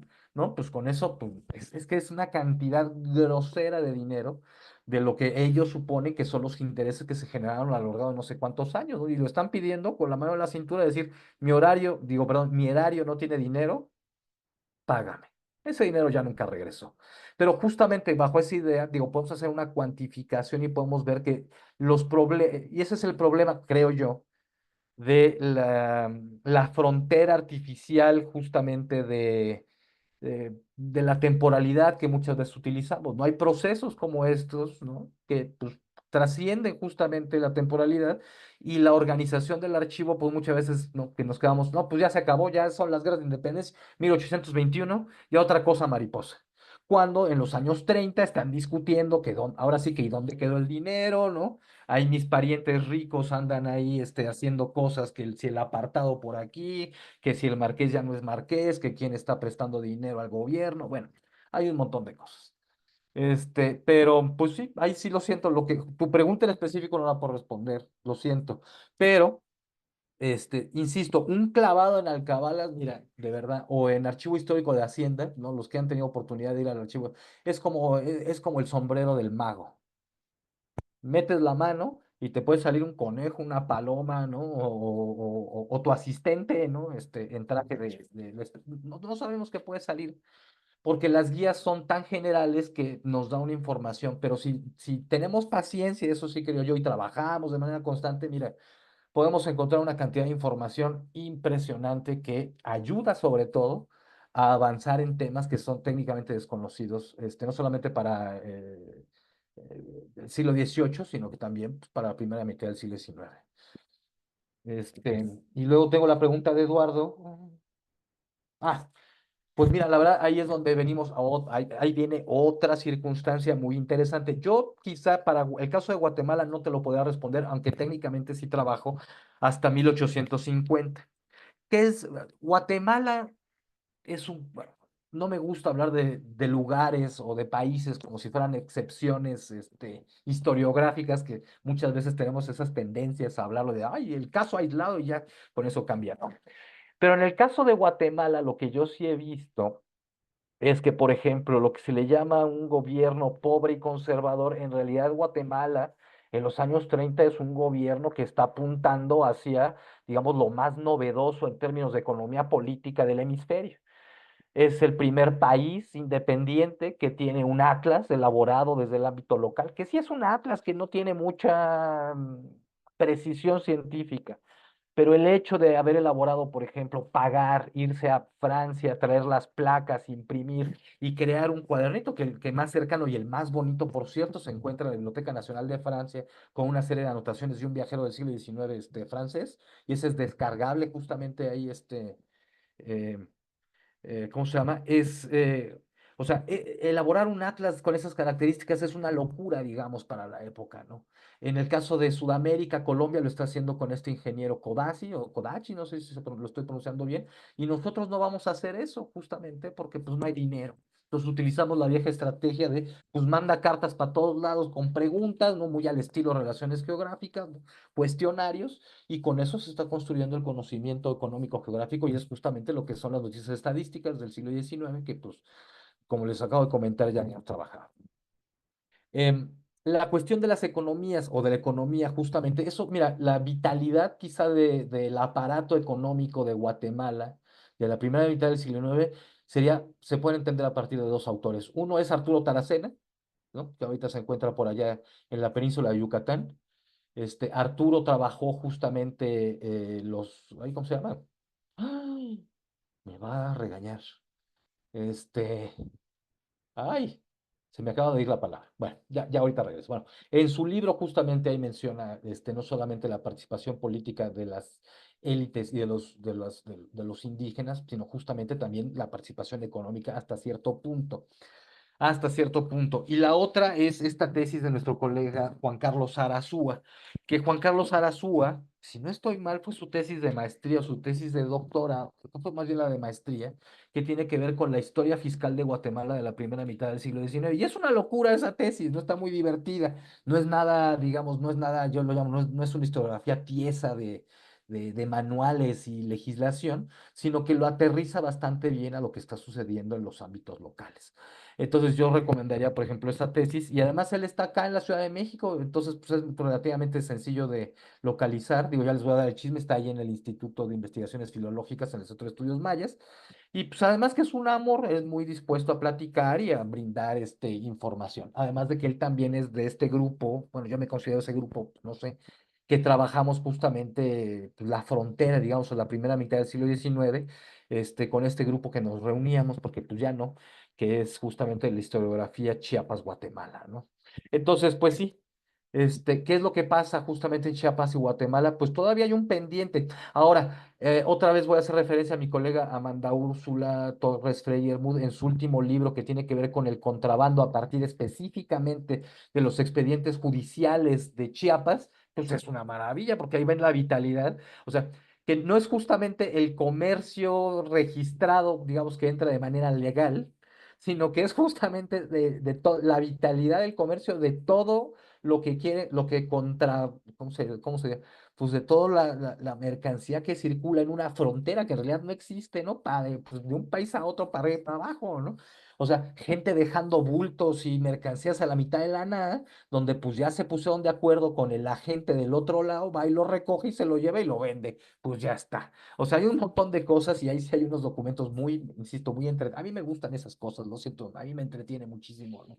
De leerlo, justamente las estrategias, y ahí vemos justamente la vitalidad de la economía, pues, técnicamente ya sea de Chiapas o de Guatemala, pues a la mitad del 19, donde insisten muchísimo justamente en que el contrabando es incontrolable, ¿no? Además, digo, y ya con esto cierro mi intervención en esta sección, es que, por ejemplo, cuando se da la pandemia de viruela de 1796 y se tratan de establecer los cordones sanitarios justamente en un lugar que se llama la Hacienda de Caballo Blanco, este, las autoridades de Chiapas, pues técnicamente le dicen al capitán general: mira, tú puedes poner cualquier cordón sanitario que quieras, ¿no? Pero los indígenas, por donde caminen, hacen camino. ¿No? ¿Qué quiere decir eso? De que pues, los indígenas, pues tú les puedes poner cordón sanitario ahí, ellos se van a ir por acá, por la izquierda, por arriba, por abajo, pues se les dé la gana, porque ellos conocen los caminos que no son los caminos reales, sino conocen los caminos secundarios y terciarios, y sobre todo las conexiones, por ejemplo, hacia el norte con Tabasco, ¿no? O pasando por Petén, o yendo a Veracruz. Entonces, pues, o sea, pues sí, la administración trata de hacer lo que puede, la realidad, pues, supera justamente estos elementos, ¿no? Entonces, bueno. Ay, déjame tomar agüita y con gusto. Si hay más preguntas, pues con muchísimo gusto estamos aquí Sí, al pendiente. adelante. Muchas gracias. Bueno, hay tiempito todavía por si alguien quiere preguntar. A ver, Israel, ¿se apunta Israel? ¿Alguien más? ¿Nada? Bueno, pues adelante, Israel. Pero ahí veo una mano, Laris también. Ah, Laris, adelante. Bueno, entonces es bloque Israel y Laris. Entonces, si no hay alguien más, les damos la palabra a Israel y a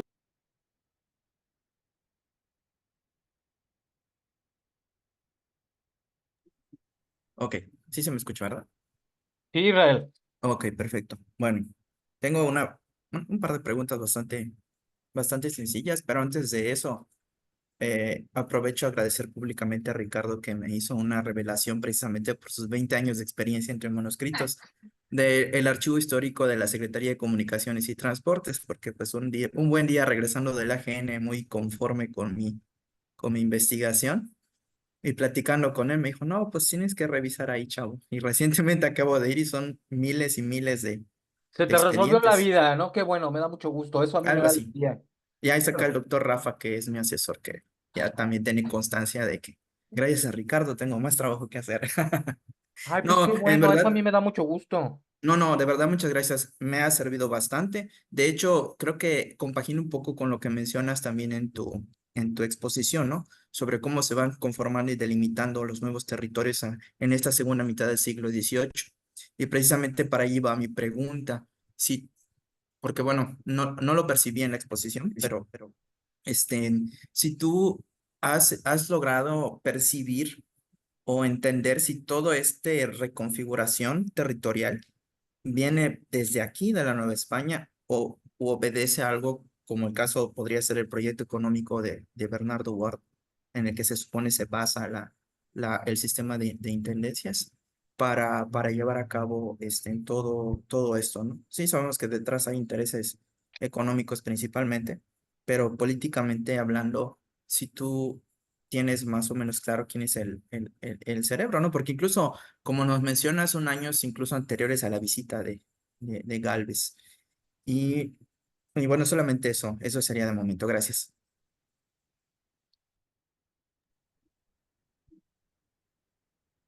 ¿Qué tal, Ricardo? Pues muchas gracias por tu adelante. exposición muy Sí, ilustrativa. ¿Me escuchan? sí, sí, te ¿Sí? escuchamos. Ah, perfecto. Yo tenía una duda, ahorita que te estaba escuchando hablar y mencionaste sobre el cobro de impuestos que se hacía a los pueblos y qué tanto se reinvertía, ¿no? En los caminos, etcétera. En ese momento me acordé de una discusión que ahorita está entre ciertos historiadores economistas que tienen esta metodología de ver, ¿cómo le llaman ellos? Se me fue ahorita el nombre, el encadenamiento, digamos, a largo plazo de las consecuencias, la dependencia del camino, de la trayectoria, básicamente. Y entonces, por ejemplo, me acordé porque Jean-Paul Faget, Camilo Matajira, Fabio Sánchez publicaron el año pasado, este año han estado publicando algunos estudios sobre las encomiendas en Colombia, ¿no? Y lo que ellos han visto, según los datos del siglo XVI, XVIII, siglo XX, que ven en larga trayectoria, es que los pueblos donde se asentaron encomiendas, al día de hoy en Colombia, tienen un mayor desarrollo económico, ¿no? Y la explicación que ellos daban es que al final los encomenderos sí extraían, pero también les interesaba, pues, mantener los caminos, incluso organizarse de repente en las villas y en las ciudades, organizarse en cabildos para defender sus propios intereses. Y esas instituciones, después de 500 años, pues han servido en otros contextos históricos para potenciar, ¿no? O seguir potenciando el desarrollo. En cierta manera se me hace algo, pues, cierto, o sea, no en el largo plazo, obviamente hay estructuras políticas persistentes si pensamos, por ejemplo, en la primacía de Ciudad de México, aunque también es fácil, o no creo tan difícil pensar en contraejemplos como la zona en Monterrey o la zona de Cancún hoy en día, y hace 500 años, pues, donde las encontraríamos. Eh, pero bueno, todo eso me puse a pensar a raíz de tu comentario sobre la reinversión, ¿no? Y porque justamente ellos dicen que hay tipos de abstracción como endogámicos, en donde quien extrae al residir en el territorio reinvierte en ese territorio, y exogámicos, ¿no? O sea, tipos de extracción que extraen ahora sí que de la colonia, de la zona, y ya no regresa nada de esa extracción. Y creo que esa pregunta que hiciste de qué tanto se reinvertiría, unido con estas reflexiones de esta nueva corriente historiográfica, se me hace una buena pregunta, ¿no? O sea, ¿hasta qué punto el sistema sí reinvertía y hasta qué punto no? ¿Y cómo podríamos, o cómo propones tú que podríamos taclear esas preguntas? Gracias. Se apuntó Laura también, Laura Ruiz Romero. Adelante, Laura. Hola, buenas tardes. Mantengo mi cámara apagada, mi internet está muy mal. Pues no he participado, soy escucha, pero esta tema es un comentario más que nada. Agradezco al ponente porque soy docente de nivel secundaria y preparatoria. ¿Sí me escuchó? Sí, sí, sí. Ok, entonces, como bien lo dijo Laura Machuca, pues su intervención ha sido para mí así muy esclarecedora para poder aterrizar con mis alumnos esta cuestión de las intendencias y de la cartografía, ¿sí? Entonces, nada más que nada es un comentario para agradecer lo sucinto de tu exposición y que me llevo muchísima información para poder compartir a mis alumnos. Espero que ellos puedan captar toda la información o cómo la voy a manejar. Estoy muy entusiasta y espero que ellos pues adquieran un poco más de conocimiento. Ese es mi comentario y saludos a todos. Ay, Muchas pues, gracias, Laura. Bueno, pues pese a que es un seminario con obviamente un nivel de especialización de quienes participamos, pues por supuesto que son bienvenidos todo tipo de participantes, de oyentes y que nos transmitan también desde luego lo que están percibiendo, lo que nosotros estamos trabajando, porque lo que nosotros trabajamos en general, pues lo hacemos obviamente para que ayude, por supuesto, a generar a la gente, ¿no? A informarse, a debatir, etcétera, ¿no? Muchas gracias por tu comentario también. Y entonces le cedemos la palabra otra vez a Ricardo para que dé respuesta a las preguntas. Adelante, Ricardo. muchas gracias. Ay, pues es que son unas preguntas. Bueno, primero, pues me alegro, Israel, que pues hayas resuelto el problema correístico, ¿no? Que es que a veces la cuestión de las fuentes, pues sí es un dolor de muelas, ¿no? Este, Digo, ahorita estoy usando unas palabras bien bonitas porque Israel sabe que cuando estuvimos hablando era pura pelada. Es de, ¿dónde están esas cosas? Porque sí, justamente ese fondo muy particular de correos, ¿no? Resuelve, o por lo menos a mí me ha resuelto un montón de, digo que yo no trabajo correos, ¿no? pero sí hay un montón de información o cosas muy puntuales que estaban ahí y justamente estaban esperando a que alguien nada más les soplara un poco para quitarle la tierra y poderlos utilizar. Pues me da mucha alegría que pues le puedas hincar el diente y sobre todo que hay un chorro de cosas ahí y que pues justamente es fácil, digamos, el acceso, que no te lo niegan y que dicen, pues mira, mándame, porque hay otras cosas, créeme que esto de alcabalas ¿cómo se llama? Ahí sí ya es bastante difícil. Entonces, pues me da mucho gusto. Este, ay, ¿de dónde viene la idea? Bueno, mira, pues la idea pues podrá venir de España, ¿no? Pero la ejecución o la discusión, y eso, pues sí, eso hay que estudiarlo con Fisher o hay que estudiarlo con Pitchman, ¿no? Eso está clarísimo, ¿no? Hay un pequeño grupo de trabajo que está echando, pues están quemando técnicamente las neuronas en una serie de reuniones para decir, esto tiene que ser así. O sea, que yo estoy diciendo que es en los años 60, ¿no? Habrán terminado un montón de proyectos que tuvieron que haber discutido en cada una de las audiencias, que tuvo que haber regresado a España, que eso es lo que justamente se concreta en la Regla de la Ordenanza de Tendencias. Bueno, la Regla de la Ordenanza es de 1786, porque recordemos que hay otras ordenanzas que ya habían sido utilizadas, que no recuerdo cuál es, la de Cuba. Bueno, no me acuerdo, ahorita no me hagas mucho caso, porque ahí estoy un poco, ¿cómo se llama? Oxidado de algunas cosas, pero, o sea, por llamar de alguna forma, los experimentos se están llevando a cabo en otros lugares, ¿no? Pero justamente por las características locales es donde se está ajustando un montón de cosas. Y eso lo vas a ver justamente de por qué el tributo, que es bueno, lo que a mí me interesa, por eso lo sé, es de que no se establece justamente una tarifa homogénea de 14 pesos. O sea, está ahí, eh, pero en este documento bueno, en este documento, por ejemplo, de Centroamérica, hay otra lista donde tratan de hacer un ajuste porque no, pues, si tienen es que no nos salen las cuentas y los hacemos a 14 pesos. O sea, dicen, no, pues ahora sí que perdemos dinero, no se pueden dar el lujo de perder dinero por la homogenización. Ahora imagínate la Nueva España, ¿no? Porque sí, bueno, bueno, no sé qué podría pasar, porque eso ya sería hacer una serie de interpretaciones en las cuales yo no estoy capacitado para poder responder. Pero pues sí, o sea, y obligarías a unos pueblos justamente a endeudarse hasta las narices, ¿no? Y habría otros pueblos que pues, con la mano de la cintura, pues hasta te dicen, y otros 2 reales más, ahí para que te compres un refresco, ¿no? Porque en realidad las economías regionales no funcionan así. Entonces, justamente lo que estamos viendo es de que el impuesto, ahora sí lo que es ver es un impuesto muy progresivo. Eh, Se cobra el tributo a quienes pueden pagar más. Que nosotros lo veamos por una historiografía que es impositivo, que los españoles eran justamente Satanás en la tierra, que mala onda, que miran, bueno, pero lo que sí vemos es de que la diferenciación de la capacidad tributaria, justamente vemos que las personas pagan de acuerdo a lo que pueden, ¿no? Claro, obviamente con un sistema coercitivo, ahí sí no lo vamos a decir que no, y sobre todo por también toda esta serie de ideas, ahí lean, o sí, lean, que me preguntó Laris, lee el artículo de Bill Taylor, justamente que se publicó en la revista Secuencia, que se llama de corazón pequeño y ánimo apocado, la visión de los curas párrocos de los indígenas del Obispado de México, perdón, el Obispado de México, y ahí vas a ver que Taylor utiliza particularmente, bueno, son las opiniones porque de ahí salen sus cuestiones para el libro de los ministros de lo sagrado, pero él cita particularmente un manuscrito que se encuentra en la Bancroft, justamente de un cura, en respuesta a un folletín que se publicó, creo que en la Ciudad de México o en Puebla,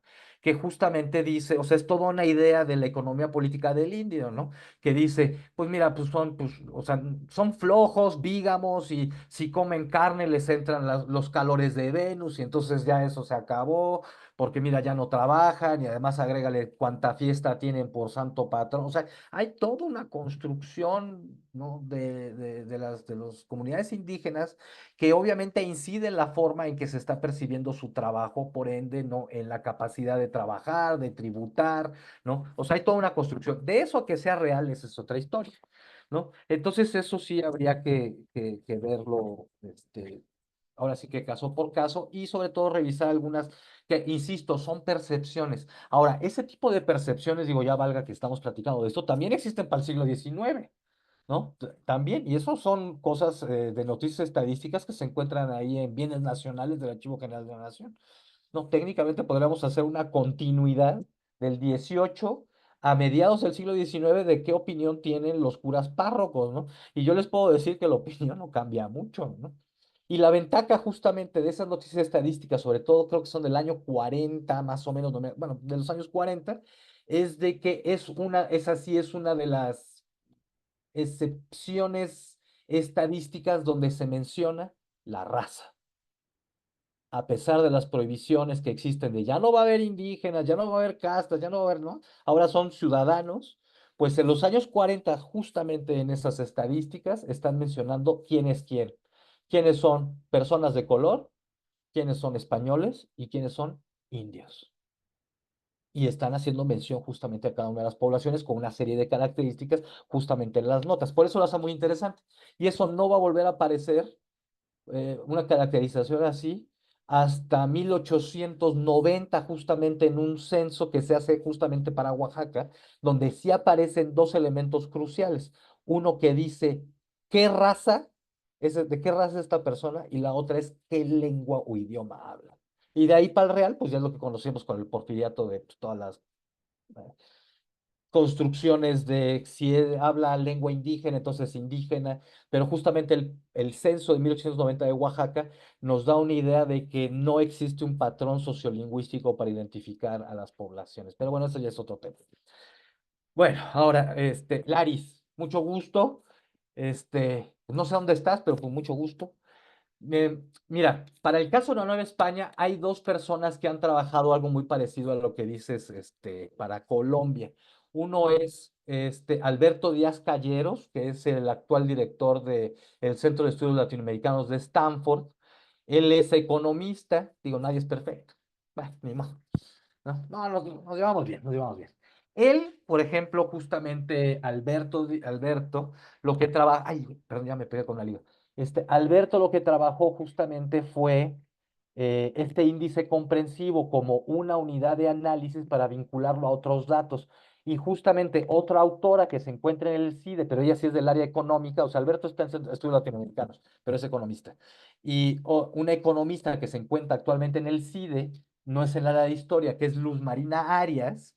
Ella tiene otro artículo justamente de justamente lo que tú estás diciendo, ¿no? De decir, a ver, estas comunidades del siglo XVIII no tienen una continuidad económica que se va a manifestar en el siglo XIX y en el siglo XX, por otra cuestión de factores. Ahora, este tipo de discusiones ya las tuvimos con Luz Marina y con Alberto, pues por allá de los años 2900, 2010, una cosa así. En muchas cosas no estuvimos de acuerdo. En otras, pues sí, hay una coincidencia, pues yo le llamo coincidencia, decir, pues sí, ¿no? La cercanía a la Ciudad de México. O sea, aquí la clave, por ejemplo, que utiliza Alberto, que no había considerado, es el índice, que es la ponderación justamente de las alcaldías mayores, después las subdelegaciones. El problema, es el mismo problema que tengo yo, es de que no tenemos el dato puntual de cuál es la capacidad tributaria por pueblo. Tenemos ese dato que yo lo veo como un arbolito de Navidad, de todo el territorio de Nueva España, ¿no? Con colores, cuánto puede pagar cada tributario en cada pueblo, nada más, imagínate, la Intendencia de México, ¿no? Que esa tesis de nuestro colega Salomón, perdón, ahorita se me olvidó su nombre, que no lo ha publicado todavía, él sí menciona en algunos pueblos de la Intendencia de México la capacidad tributaria de algunos informes que se encontró, porque él trabajó toda la Intendencia, justamente, muy al estilo Dorothy Tang, ¿no? Todo está ahí. Buenísima la tesis. Podríamos hacer justamente esas correlaciones o esos análisis de decir, a ver, pueblo A, pueblo B, pueblo C, ¿no? Cada uno paga de manera diferenciada y se encuentra a una distancia X, ¿no? Incluso lo podemos hacer en QGIS o en R, y agregar otro elemento justamente de la ponderación que dices primera, segunda categoría, y con cuadernos de indios agregamos otro tanto de mercancías. O sea, aquí el chiste es sumar unas fórmulas y voilà, nos dan nuevos índices justamente económicos de las economías indígenas, por ejemplo, ¿no? Pero pues ese sí es un trabajo, o sea, ese trabajo no es mala onda, yo no lo podría hacer solo, ¿no? O sea, necesitas un conjunto de personas que te esté, bueno, ya Laura lo mencionó, cuaderno de indios, nada más para Oaxaca, pues son 3 personas, ¿no? Y es un montón o sea, yo antes me echaba un cuaderno de indios en 3 días, o sea, en transcripción nada más, pi, pi, pi, pi, pi. ¿no? Pero pues claro, uno ya no es joven y ahora cuesta ya más trabajo y uno se cansa y pues sí, lo que se convertía 3 días ahora ya son 3 semanas, por ejemplo, ¿no? Y también depende mucho de la información, porque los cuadernos de indios, por ejemplo, tienen una caligrafía muy bonita, entonces es muy fácil de leer, por ejemplo, ¿no? Incluso yo creo que algún día sería de los primeros ejemplos de lectura de estas de visuales, estilo algoritmos que te leen las cosas, esas que en inglés ya funciona, pero en español no.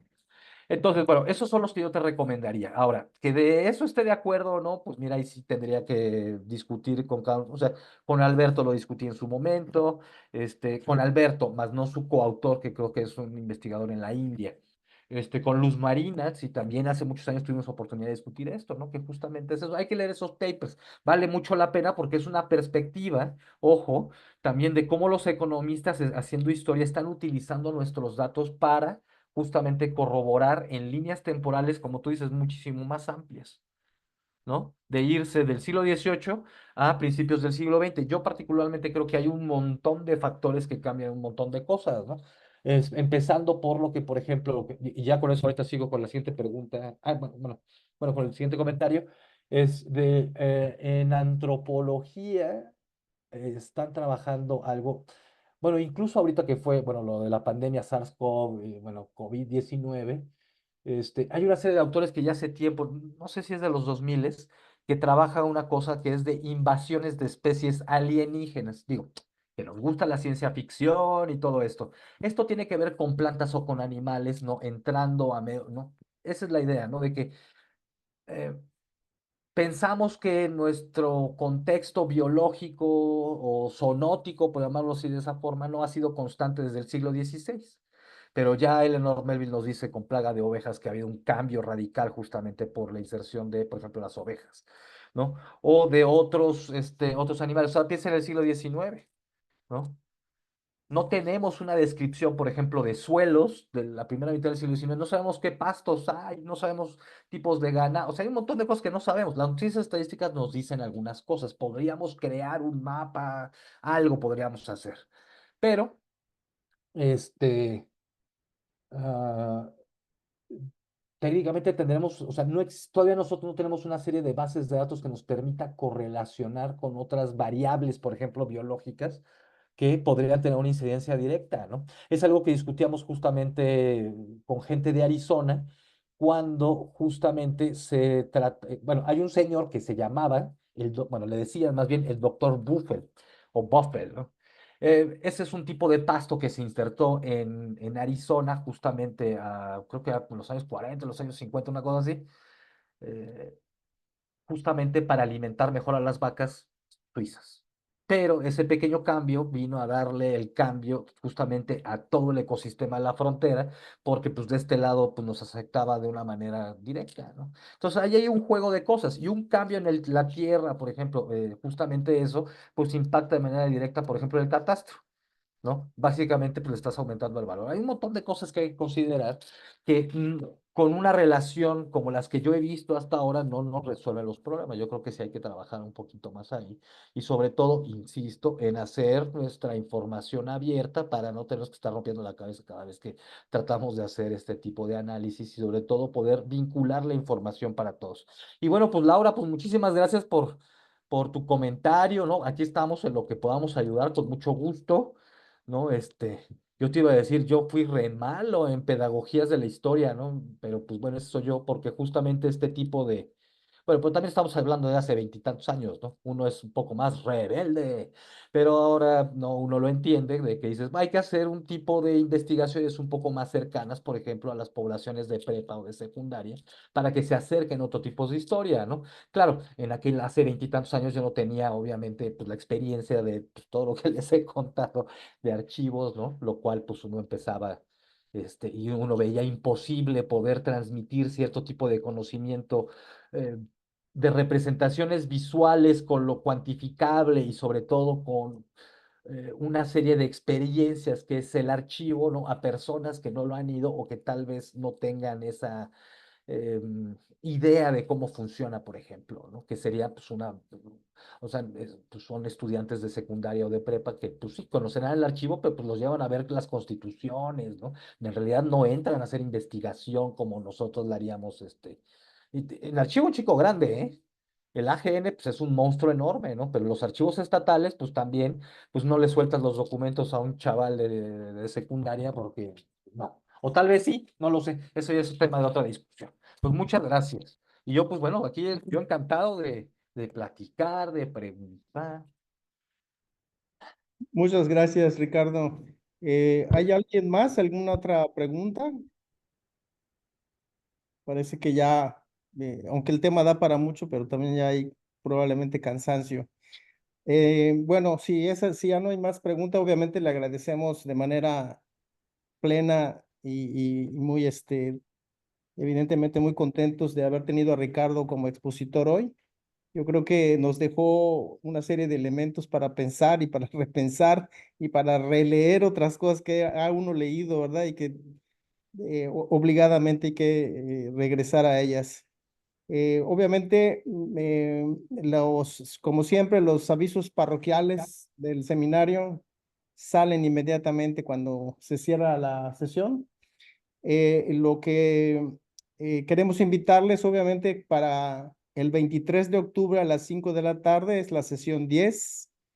Va a presentar Mauro Luis Pelosato, que es de la Universidad de Buenos Aires. Mauro siempre está aquí presente con nosotros en las sesiones y ahora le toca presentarse. Yo creo que se va a poner muy bueno también, porque su trabajo es el mercado regulado del trigo y sus derivados en la ciudad de Buenos Aires. Esto entre el antiguo régimen y la dinámica del capitalismo. Es un estudio, es un trabajo que abarca de 1750 a 1821 y es, les repito, el 23 de octubre a las 5 de la tarde. Bien, esperemos contar obviamente con la presencia de los que están hoy y con otros que se quieran apuntar, ¿verdad? Para discutir esto que nos va a presentar Mauro. Y también comentarles que pues ya próximamente, probablemente en un mes, ¿no? Quizá más, quizá menos, pues ya vamos a publicar también el programa del coloquio del 2024, que va a haber pues una muy amplia participación. Ahora sí rebasamos los 30 ponentes y se va a realizar aquí en la ciudad de Mérida, allá en las oficinas del CIESTAS, así con la doctora Laura. Y En el parque, Ricardo. el parque científico, así es. Bueno, vamos al parque. Ahí la novedad es que ya se puede llegar en dron, ¿verdad? Pero Eso estaría bueno. pero pero no, ya próximamente lo vamos a publicar, como les dije, les comentamos, y obviamente yo creo que se va a poner muy bueno porque precisamente el impacto de los primeros intendentes, ¿no? En toda la América hispana o hispánica. Pues si no hay más comentarios, nuestra gratitud obviamente por haber participado en esta sesión novena del Seminario de Reformas Borbónicas. A nombre de mis compañeros coordinadores del seminario, la doctora Laura Machuca, el maestro Israel Cetina, la maestra Naín Mendoza y un servidor, les damos las más cordiales gracias y nos vemos, si están dispuestos desde luego, en la próxima sesión. Muchas gracias a todos y que descansen. Muy buenas noches. Gracias. Buenas noches. Buenísimo. Muchas gracias. Hasta luego, muchas gracias. Buenas noches. Gracias. Muchas gracias. Que Nos la vemos en la pasen siguiente bien sesión. y bueno, y ya saben que si alguien necesita algo de archivos, pues aquí estamos. Muchas No, gracias. no Gracias. sabremos todo, pero pues, si no, ahí chismeamos un rato, Claro que sí. te lo robamos a los mormones. Ahí no Muchas gracias. Bueno, bonita noche, muchas gracias. Muchas gracias. Que merienden, cenen y descansen.